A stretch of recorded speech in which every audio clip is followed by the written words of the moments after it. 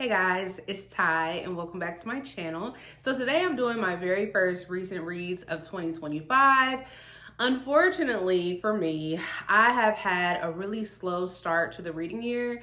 Normally every year I feel like I hit the ground running. I'm trying to read any and everything. And so far for the month of January, I have just really been taking it slow. For whatever reason, it just feels like it's been taking me a lot longer to get through books. I have been listening to a lot more on audio, so that could probably contribute to that as well because I don't listen to things really fast on audio. So there's that. But for the most part, I have been somewhat enjoying what I've been reading. I do have a 5-star read already for the year. And I also have 3 DNFs that we need to talk about. So we're gonna go ahead and get started. So the first DNF that I have, it's All Better Now by Neil Shusterman. This is a young adult dystopian. This is an arc that I received from NetGalley. This was also one of my most anticipated reads for this year. And unfortunately, I was just not really vibing with this book. Now, this has one of my buzzwords in it that I've mentioned several times already, and that is anything that has to do with like viruses or pandemics or anything like that. I kind of enjoy reading those things. And this one in particular follows characters a few years after COVID, but now the world is being hit with yet another virus, and they have named this virus Crown Royal. So when people are infected with this, they either die, or if they happen to recover from it, they get like this sense of euphoria and they start to become really content and happy with their life. And so we're following 3 main characters. This one girl, she is homeless and living out of a car with her mom. We're following this guy who is the son of like the richest man in the world. And then we're following another girl who has recently graduated from college, but she has inherited a lot of wealth. And so we're following these characters as they're kind of like dealing with the effects of this virus. I thought the concept was pretty cool. I've obviously never heard or seen anything like this before. Outside of that, I just did not really care for the characters that we were following. It also felt like we weren't spending adequate time with all of the characters. It kind of felt like we were spending more time with certain characters than we were with other characters. And then I just felt like the plot was all over the place. I cannot tell you like where the story was going or like what was the point. I just kept asking myself every time I tried to read it. I was just like, what are we doing here? Like, okay, this is happening, but why? And I just wasn't getting the answers quick enough. And then this just felt like one of those stories that anytime I put it down, I was not itching to pick it back up. So I just decided to DNF it. The next book that I DNF'd is The Whisper Man by Alex North. So this is a adult mystery with a little bit of horror in there as well. I did not get that far in. I think I only got like 9 or 10 chapters in before I decided to put this down. If you guys watched my backlist TBR video, I did put this on there. This is one of the ones I was actually really excited about, but it just did not work for me. So in this one, like years and years and years before the start of this particular story, there was this serial killer that would whisper in the windows of their victims to kind of like lure them out. They ended up getting captured. And so we're following this father and son, and they have recently lost a loved one. The father's wife died, and so him and his son are moving to get a fresh start. But all of a sudden, once they get to their new house, his son is starting to hear whispers. And there's also there was like a child that was kidnapped, and so we're also following the POV of 2 different detectives. I was not vibing with this at all. This is one of the ones that I tried to listen to on audio, and I didn't really care for the narrator of this. And then I don't know, it was taking a while for the story to really get going. At the point that I stopped, I still wasn't really hooked in the story yet. I'm one of those people, I don't mind getting the story from detectives. I really don't. But for some reason, these two detectives that we were following, I could care less about. So I think the woman, she was like trying to prove herself in her department. And then the guy detective, he was a recovering alcoholic. So that was like all he was talking about. So I was just overall not impressed with this. I was hoping that I was really gonna like it, especially because it has those horror elements in it, but even the ones that I got while I was reading it, it didn't do anything for me, so I unfortunately had to put this down. So the last book that I DNF'd is Iron Flame by Rebecca Yarros. You guys are probably very familiar with this book in the series. So the first book in the series is Fourth Wing. This is a adult, or I think some people are considering it like a new adult fantasy romance. I actually really enjoyed Fourth Wing, so I was hoping that I was gonna like this. Now, I did get to chapter 23, 220 pages in, and it was like a lot was happening, but it was happening very, very slowly.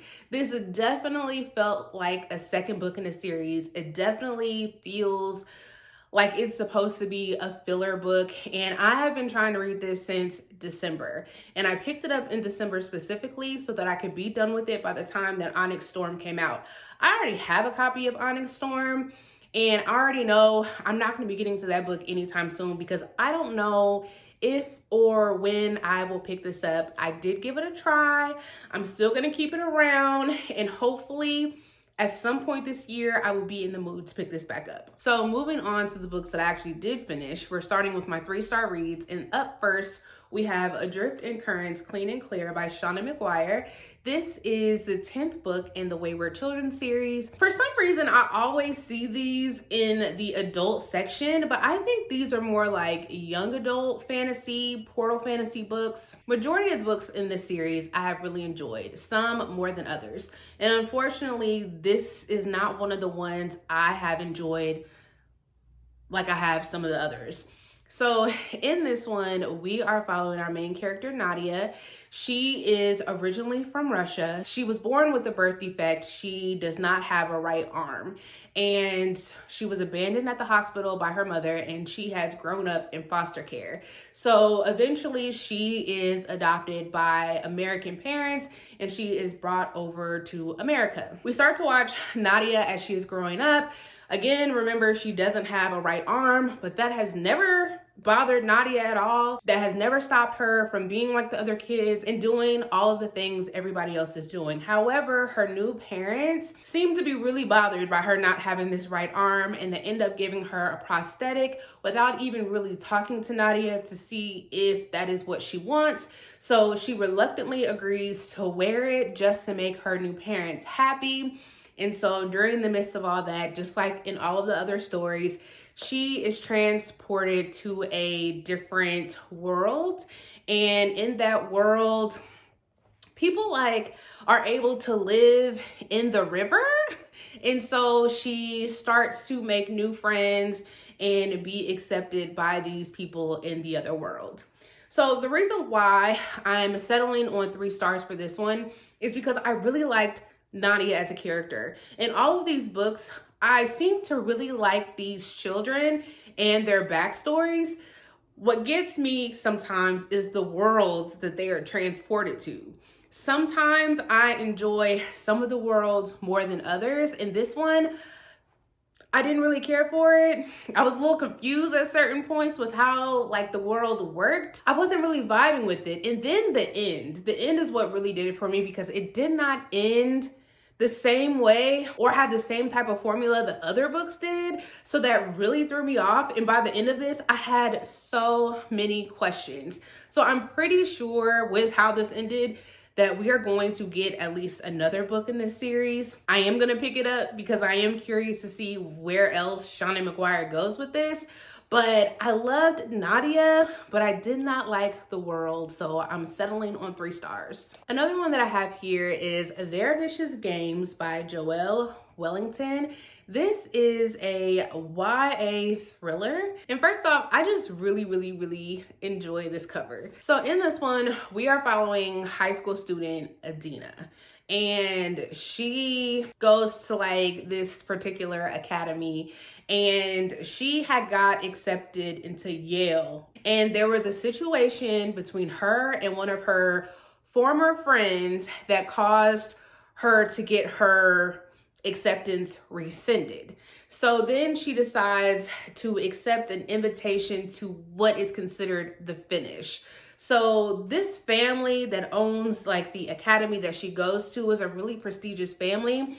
And I think it was like every year or like every few years, they host this competition that's called the finish. And whoever wins that competition, they get like a lot of prestige and wealth, and they'll be welcomed into this family. So Adina decides to join because she thinks this is going to be her way to get back into Yale. The competition consists of like 3 different tasks, and pretty soon the girls realize that this is like a fight to the death and only one girl is going to win. I thought that this was fine. I liked the character of Adina. She is Black. She goes to a predominantly white school. We see like a lot of microaggressions that she's facing. There's a lot of classism because she's not one of the wealthier students. And so Adina is like dealing with all of that and trying to make it through the finish. And I really liked getting the story from her POV. I liked the 3 competitions that they all had to go through. I liked how brutal they were, and like how once these girls figured out like this was a fight to the death, there was nothing stopping them from trying to win. And there was like little events in between like the bigger competitions that they had to go through, which I also enjoyed. I thought for me, the story had a few pacing issues, because anytime we were in between the competitions, I wasn't that interested in the story. I kind of felt like I was more interested in all of the action that came with like the competitions. The last third of the book was extremely fast-paced. It had me hooked, and I actually really enjoyed how this ended. So while this wasn't like a favorite book of mine, I went into this with really, really high hopes because I had seen so many people really enjoy this. I did ultimately enjoy it, and I do want to pick up something else from this author. The next book that I have is The Appeal by Janice Hallett. I have been wanting to read something from this author for a while. I have another book of theirs that I am excited to pick up, especially after finishing this one. Now, this is an adult mystery that is told exclusively through mixed media. A lot of how you're getting this story is told through emails. Now, in hindsight, after thinking about this book and what it's about, it does not, if someone described this book to me, it does not sound like something I should like. But it is. I did ultimately enjoy this one. So we're following this like group that puts on plays. Like that's their thing. Every so often they're putting on a new play. So at the end of a production that they have, the director guy, the man that's like over this group, he finds out that his granddaughter Poppy has a really aggressive form of cancer. And so he wants to, I think it is called The Appeal. He wants to make an appeal so that him and his family can raise money for this treatment that they are trying to pay for, because they're over in like England somewhere, and the treatment that they need is over here in the States. And so they have to get like, I think it was like $250,000 raised so that they can start getting treatments for Poppy. So we're following all of these different characters, and they're trying to come up with ways to like raise this money. They're also trying to put on another play. There is like this couple that has finished up some work in Africa, and so now they're new to the group, and so we're following some of that. And that does not sound interesting at all, I know. But at a certain point, somebody dies, and that is where the mystery is. We are trying to figure out, out of all of these characters, and let me tell you, there are a lot. Out of all of these characters, we are trying to figure out who committed this murder. I gave this 3 stars. 3 stars because I think the ending was a little underwhelming when you find out who did it. I didn't necessarily guess it, but it wasn't shocking either. But the lead up to that, I actually enjoyed. So while we're following all of these characters, they all kind of feel different. And I think that is a talent within itself, to have something that is primarily told through mixed media, but then to have all of these characters feel different from each other. That is a skill. And so I was actually invested in these characters' lives. I think this happens over the course of like a few months. So there's just a lot of stuff happening, and a lot of it just revolves around this treatment that this guy is trying to get for his granddaughter. So we're also like following these 2 law students, and they are the ones that are compiling all of this information to figure out who committed this murder. And so we're kind of following it through them. And I liked how there were certain points where we're kind of getting recaps from them, because they're talking with each other and they're talking about the different things that they picked up, and they're kind of like recapping everything that we're reading, because it is a lot. It is a lot of information, a lot of characters, a lot of things that you're following. But I had fun. I just wish the ending had a better payoff, but I'm definitely looking forward to picking up the next book by Janet Hallett. So then the next book that I have here that was also a part of my backlist TBR, we have Behind Her Eyes by Sarah Pinborough. This is a adult, like, psychological mystery, and I can't believe I waited so long to pick this up. So in this, we are following 3 primary characters. So the first one is Louise, and one night while Louise is out, she meets this man, David, and they almost have a one-night stand, almost. And so she goes back to work, and she finds out that her new boss is David. Not only is it David, but then she finds out that David is married to this woman named Adele, and the story just takes off from there. Where the story goes took me by surprise, because I kept thinking that I had things figured out, and when we got to the end, I just would have never seen that coming. And I have seen that some people, like, the ending is hit or miss with some people.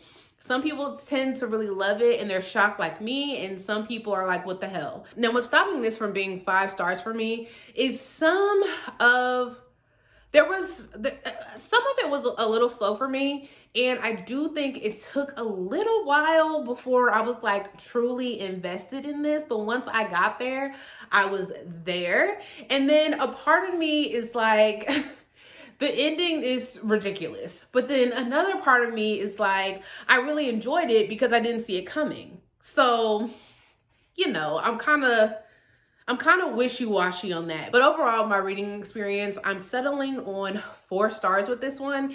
And I am going to be watching the Netflix adaptation for this, because from what my mother has told me, because she has seen that, she said that it is wild, and I am very curious to see what this looks like in TV show form. And then my last 4-star read, I have Jar of Hearts by Jennifer Hillier. So in this one, we follow our main character, Gio. And at the beginning of this, Gio is in court because she's about to go to jail. So what happened was, back in the day, her best friend, Angela, had like vanished without a trace. And it's been, I think, like 14, 15 years later, Angela's remains were found at the back of Gio's childhood home. And so now Gio is on trial because we learn that she actually had something to do with her friend's death. Now, the person who was actually being charged with the murder, that is Calvin, who is Gio's former boyfriend from back when they were in high school. And so it starts off with Gio actually being convicted, going to jail. While she's in jail, people are being murdered in the same way that her best friend was murdered, and all eyes are pointing to Calvin. And so we're following Gio and then her detective friend Kaiser, who was also friends with Gio and Angela back when they were in school, trying to figure out who is committing these new murders. I enjoyed this. I wasn't a fan of the ending. That's why this is getting 4 stars from me. But everything leading up to the ending, I really enjoyed. I was hooked as soon as this started. This is one of the ones that I did listen to on audio, and narration for this was fantastic. It's narrated by this woman. I want to say her name is January something, but she narrates a lot of books, and anytime she narrates, for some reason, I'm like hooked onto the story. So I was hooked from the beginning. Throughout the story, we are slowly getting pieces of what happened to Angela the night that she was essentially murdered. And I liked how that was incorporated into the story. And even though we're following like 2 different timelines, I was invested in both timelines. This is one of my favorite books that I have read from Jennifer Hillier thus far. I've only read, this is my 4th book from her, and so I'm looking forward to picking up more. I think the next one that I'm gonna pick up is The Butcher. I've had people recommend that to me, and people have said that that one was really good, so I'm excited to pick that one up, but I had a good time with this one. So then the last book that I have here is The Favorites by Lane Fargo. I already have a full dedicated review for this. It's spoiler free. But if you have seen that, then you know that this is my first 5-star read of the year. And that does not happen often for me. Usually my 5 stars don't start rolling in until like the spring. But I'm happy to kick off the year with a 5-star read. So this is a adult fiction with maybe a little bit of romance. And just like I said in that video, and I'm not going to spend a lot of time on my thoughts here, but just like I said in that video, this I could definitely see being like a hit or miss with some people, depending on what sort of expectations you have going into this. Because I think her last release that she had was like a mystery thriller. This is not that. This is very, very character focused. And if that's not your thing, then this might not be your thing either. We are following 2 characters, Katarina and Heath, and they are ice skaters. And so the book starts off like in a documentary style sort of format, because we are getting some information into what happened in the 2014 Olympics with Katarina and Heath. And so people are being interviewed who were at some point intertwined with this couple, whether they were friends, former competitors, coaches, that sort of thing. They're being interviewed and giving their perspective on the events leading up to those Olympics. Meanwhile, we're getting the main story from Katarina, and she goes all the way back from when she and Heath met, and then she is telling her version of events leading up to those 2014 Olympics. I love this. I had a great time. I was truly invested in the lives of these characters. I would highly recommend checking out the audiobook if this is something that you are going to want to pick up, because it is full cast. It definitely feels like a documentary with those sections. So it's like every few chapters, we are getting these interviews from these other characters, and I loved it. My favorite character in here is Ellis Dean. He was a like former competitor, and he kind of like grew up with them. And y'all, he is messy. He is one of the people in their lives that if you need to know the tea about anything, he knows it and he is going to tell it. And so I just thought that his parts really made the story that much more entertaining. I also liked seeing Katarina and Heath's relationship over the course of the story, and how much drama that they've gone through, the trauma that they've experienced together. I liked getting the ins and outs of like the ice skating and what goes into these competitions and what's it like to be in these Olympics. And then I also like just the journey that we're getting to in the events that actually took place at the 2014 Olympics. I really enjoyed this. Again, I have seen this be a hit or miss with a lot of people, but for me, it was definitely a hit. This is a 5-star read for me. This is a book that I would highly recommend, and I think everyone should check it out. So those are all of my reads for the first month of the year. Please let me know down below if you guys have read any of these and let me know your thoughts.